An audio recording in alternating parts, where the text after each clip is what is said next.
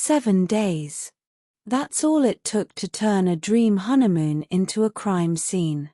Grace stood barefoot on the icy police station floor, her wedding dress still folded neatly in her suitcase back at the villa untouched, like a cruel reminder. Her hands were shaking, covered in blood that wasn't hers.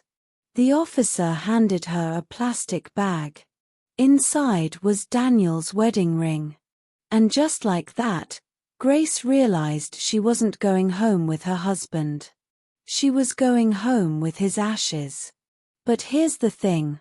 What happened that night still doesn't make sense, and some people believe Daniel might still be alive.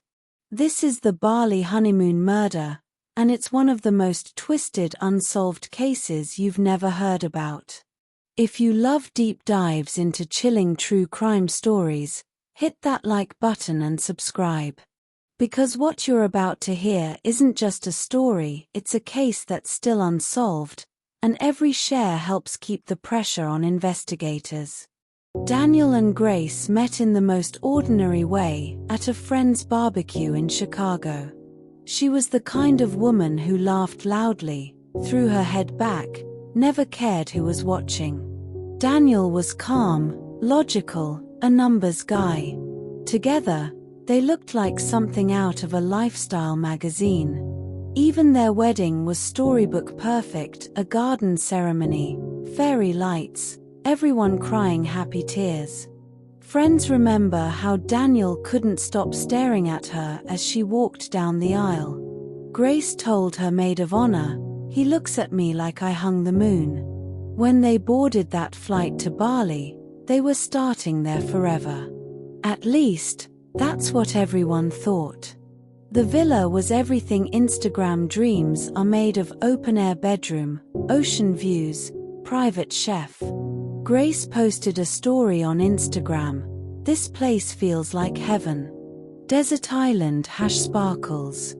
But paradise hides secrets." On day 4, neighbors heard shouting from their villa.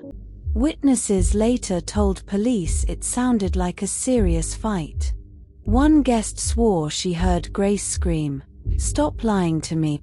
But by morning, Daniel was smiling in a selfie at the beach. The caption read, "Best day ever." So, was the fight nothing, or the start of something much darker? Security footage shows Daniel leaving the villa barefoot. He looks back twice, then sprints down a jungle path. He never came back. Grace says she woke at 3 a.m. to find the bed empty. On the patio, there was blood drops leading toward the path. Daniel's ring lay on the ground. Grace's voice, crying in interview. "I thought he just left after the fight. I didn't know what to do. I panicked. I called the front desk. I begged them to find him." By sunrise, police had found his body, face down in a shallow ditch. His throat slit. No footprints but his. No murder weapon. Grace was questioned for 12 hours straight. Detectives wanted to know, why was there blood inside the villa, not just outside? Why had she Googled fastest flight out of Bali at 3:11 a.m.? Grace insisted she was innocent. But then came the bombshell. The autopsy showed Daniel had been drugged before his throat was cut. Grace was a nurse. She had access to sedatives. The detective in a press conference said, "We cannot rule out domestic involvement at this time." Social media went wild. #HoneymoonMurder started trending worldwide. Grace was vilified online. Strangers sent her death threats. Tabloids ran headlines calling her the Black Widow bride. But then police found something that turned the entire case upside down. Under the villa's outdoor couch was a hidden SD card. On it was footage from a neighbor's security camera, footage no one had seen before. At 1:40 a.m., a man in a mask entered their villa, holding a knife. But he wasn't just any man. He was wearing Daniel's shirt. So, was Daniel already dead by then? Or was someone impersonating him? Police released Grace from custody, but she wasn't cleared. Investigators started looking into Daniel's past. Turns out, Daniel had been hiding something.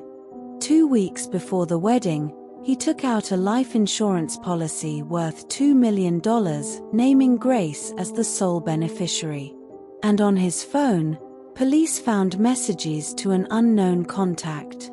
After the honeymoon, I'm done. She can't know yet. Grace swore she had no idea what that meant. But people began asking, did Daniel plan to leave her? Did Grace find out and snap? Or did someone else want him gone badly enough to frame them both? The case became a true crime circus. Reddit sleuths suggested Daniel staged his own death to cash in on the policy. Others believed Grace hired someone to kill him and messed up the cover-up. Some thought it was a random robbery, except Daniel's phone and wallet were never found. Then, last month, a tourist came forward claiming they saw Daniel alive boarding a ferry under a different name weeks after the murder. Grace still lives in Bali.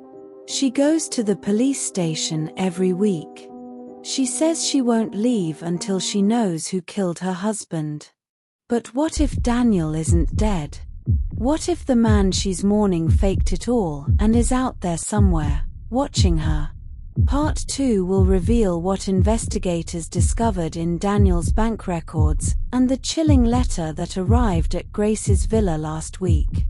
And let's just say, whoever sent it knows exactly what happened that night.